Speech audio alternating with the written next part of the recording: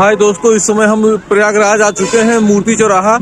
कल हमारा सीटेट का एग्जाम लगा है, इस वजह से आ चुके हैं, देख सकते हो।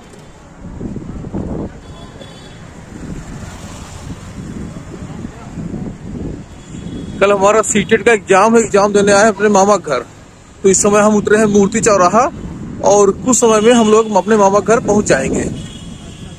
आपको डेली हमारे चैनल में ब्लॉग वीडियो देखने को मिलेगा। सर्दियों में देख सकते हैं यहाँ पर काफी ठंड है और जैकेट पहन रखी, टोपा लगा रखा है। और सब सही रहा तो कल एक यूट्यूबर बहन अपनी है ऋचा श्रीवास्तव, तो कल ऋचा श्रीवास्तव बहन से भी मिल सकते हैं। कल नहीं, कल तो हमारे एग्जाम है, तो हम लोग परसों मिलेंगे।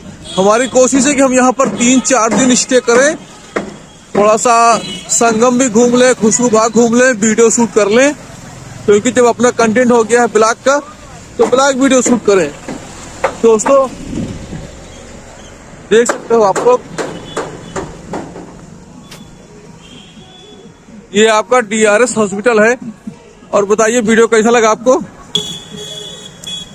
थोड़ा सा ब्लॉग वीडियो पसंद है, लाइक शेयर कीजिएगा। Thank you.